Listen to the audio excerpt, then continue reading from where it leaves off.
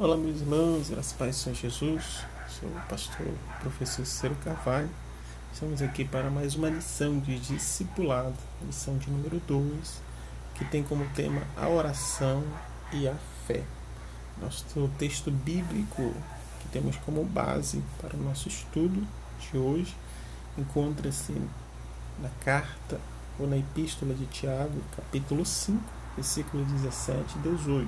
Está escrito assim: Elias era homem sujeito às mesmas paixões que nós, e orando pediu que não chovesse, e por 3 anos e 6 meses não choveu sobre a terra. E orou outra vez, e o céu deu chuva e a terra produziu o seu fruto.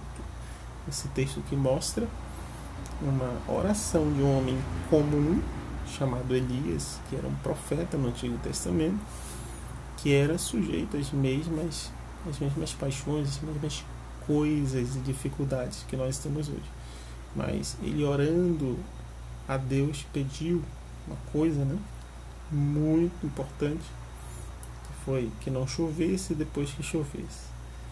E com esse texto base, nós entendemos que a oração ela pode ser poderosa em seus efeitos. Mas o que significa orar? Então, nesse estudo de discipulado, hoje vamos estar falando sobre algo que deve ser comum para o cristão, que é a oração. E qual é o significado dela? Oração é conversar com Deus. É um diálogo que mantemos com o Pai Celestial, onde nós lhe apresentamos nossas necessidades, dificuldades, problemas e também a nossa gratidão a Ele. É uma forma que nós podemos começar a orar. Pode ser inicialmente como um passo a passo de agradecer, começar agradecendo a Deus, depois louvar e glorificá-lo, e em seguida, no final, podemos apresentar nossas vidas, famílias, parentes e amigos, e por fim pedir segundo a vontade de Deus. Então, se eu não tenho muita prática da oração, o que fazer na oração, para eu organizar a minha conversa com o ser superior, com Deus? Então, eu devo começar agradecer pela vida, agradecer pelos dons e talentos e portas que Ele abre, pelas bênçãos que Ele me dá, louvar Ele por tudo isso. Falar em louvar, eu posso também tirar um período de louvores, ouvindo ou entoando louvores, e aí em seguida eu vou apresentando a minha vida, família, e por fim eu também posso apresentar a Ele pedidos de oração. Então conversar com Deus é apresentar diante dele todo esse contexto de coisas, de agradecimentos, de louvor, de pedidos, e de agradecimentos.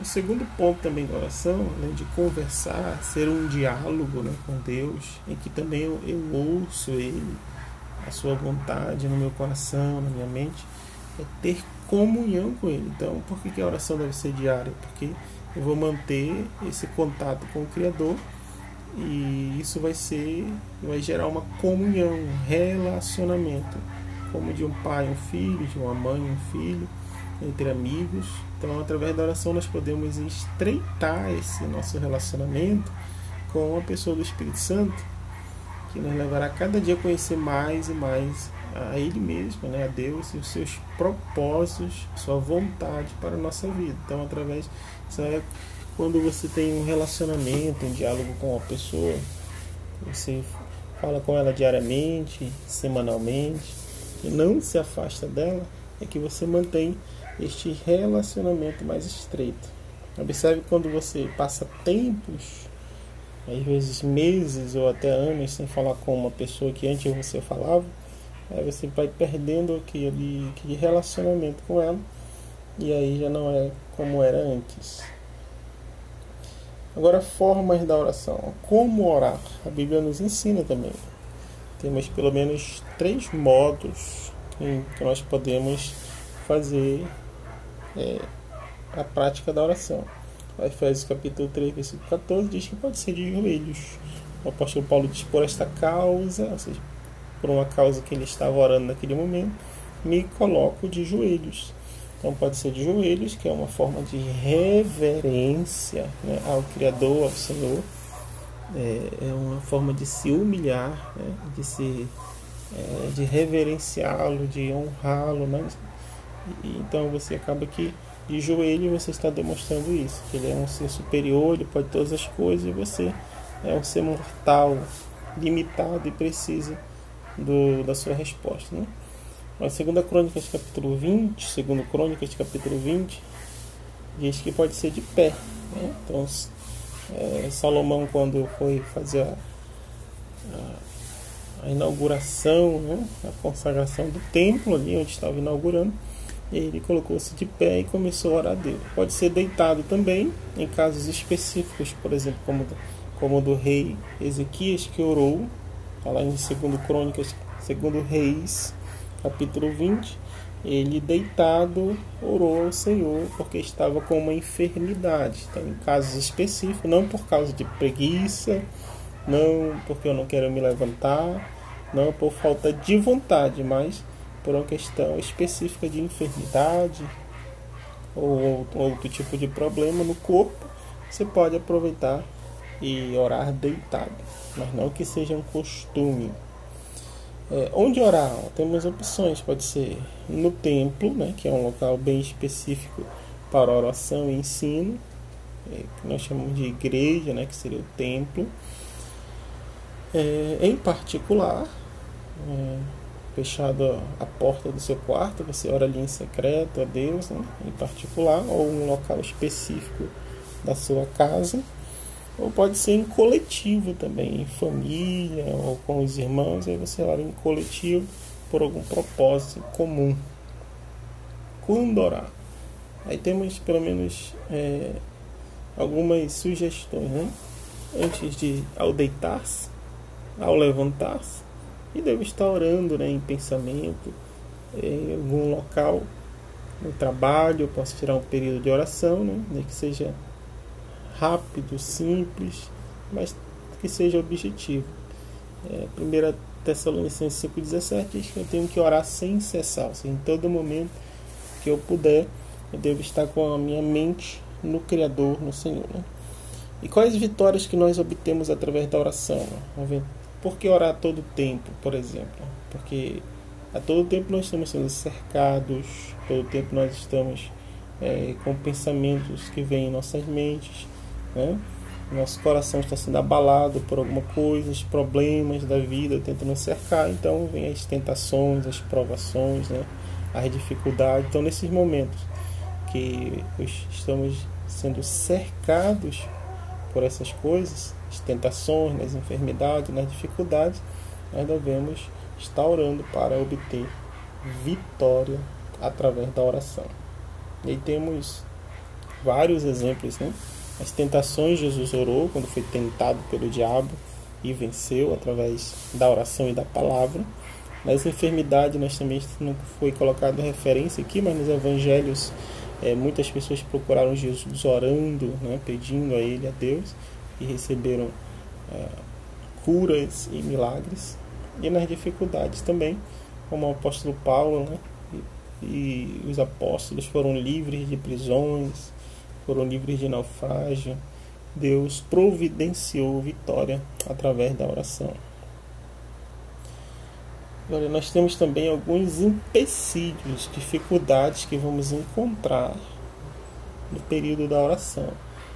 E alguns deles estão relatados aqui, por exemplo, a incredulidade. Se eu chego a Deus para orar, eu tenho que acreditar que Ele vai responder, que Ele vai me atender. Eu não posso chegar diante do Criador, do Senhor pelo qual estou fazendo aquela oração, e não acreditar na minha oração, né? Então tem que ter cuidado para que a incredulidade não venha prevalecer no meu coração, na minha mente.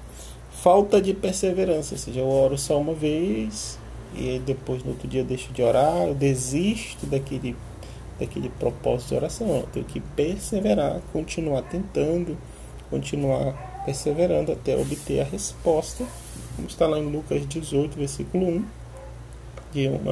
conta de uma mulher que perseverou em oração e recebeu a sua resposta. Tenho que ter cuidado também para que no meu coração não venha ter falta de perdão, e isso possa atrapalhar o meu relacionamento com Deus. Quando eu venho chegar a Deus, eu tenho que estar com o coração limpo e perdoar, e também estar disposto a receber perdão. Tem que ter cuidado para que a minha oração esteja de acordo com a vontade de Deus. Não pode estar fora da vontade de Deus. Não? Tem que orar segundo a sua vontade. E tem coisas que eu posso pedir, mas não está de acordo com a vontade de Deus. Então eu devo perguntar isso: Senhor, me atende, se for a tua vontade. Se assim o Senhor quer isso, me atender, né? Que Ele é soberano. Tem que ter cuidado para que o meu coração esteja limpo, como foi falado, mesma coisa com a falta de perdão, para que não haja pecados ocultos, né? De Deus eu não posso ser condenado, então eu devo confessar esses pecados. Orar com a motivação certa e não a motivação errada, né? Por exemplo, o egoísmo, orar para querer me aparecer como faziam os fariseus, né? Orar para que as pessoas saibam, orar para mostrar que eu oro mais que outros e oro mais tempo. Devemos ter muito cuidado para não cair nessa armadilha. Dificuldade no relacionamento entre o casal, né? Então, problema conjugal também pode trazer ser um empecilho. Se eu não tenho um relacionamento com o esposo, com a esposa, ou vice-versa, então eu vou ter esse problema de relacionamento com o Senhor. Falando um pouco de fé aqui, é claro que nós temos que se achegar a Deus com fé. E o que é a fé, né? Hebreus capítulo 11, versículo 1 diz que a fé é o firme fundamento das coisas que se esperam e a prova das coisas que não se veem. Se não veem, ela é a base, a esperança, né, do crente seguir adiante. Então, é através da fé que eu acredito nas promessas, é através da fé que eu acredito que as minhas orações serão respondidas. Eu preciso acreditar, ter fé, confiança nesse Deus tremendo. A qualidade da fé, nós temos pelo menos 3 qualidades ou tipos de fé, né? É a fé natural, a fé para a salvação e o dom da fé. A fé natural diz respeito a qualquer pessoa que ela, independente de ela crer em Deus ou não, ou na sua palavra, ela tem uma fé, uma confiança, seja em algo ou alguém, né? Fé natural de respeito a, por exemplo, você sair de casa, pegar um ônibus e acreditar que vai chegar até o destino, do seu trabalho, na escola, enfim. Isso é a fé natural do dia a dia.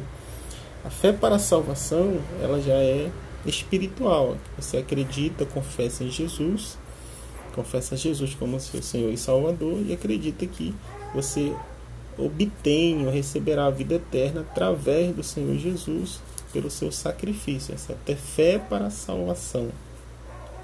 E o dom da fé diz respeito aos dons espirituais, né? Através da fé você pode realizar curas, milagres, ou acreditar em algo sobrenatural que vai acontecer através da sua confiança. Então ela é concedida já pelo Espírito Santo para uma finalidade útil na obra de Deus, ou até mesmo na sua vida ou na vida de outra pessoa. Então esse é o dom da fé. Então os 3 tipos de fé: fé natural, fé comum, todos têm. Fé para a salvação, aquela que eu confesso Jesus, acredito que vou receber a salvação, a vida eterna.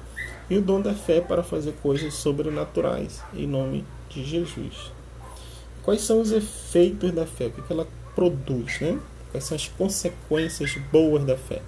Ela produz salvação, por exemplo, a fé para a salvação. Através da fé eu acredito que eu receberei, né, o livramento dos pecados e a vida eterna. E a fé produz segurança. Quanto mais fé eu tiver, mais eu entendo que eu estou seguro em Deus, que Deus me dará a vitória naquilo que for necessário, né? E ela conduz a vitória, né? Ela gera resposta. Quando eu persevero na fé, ela vai gerar resposta para a minha vida, e para aquele propósito pelo qual estava orando. Então, por isso que esta lição ela está atrelada os dois assuntos, falando sobre a oração e a fé. Ou seja, uma coisa depende da outra. Eu preciso orar a Deus com fé e eu preciso ter fé para orar, tá bom?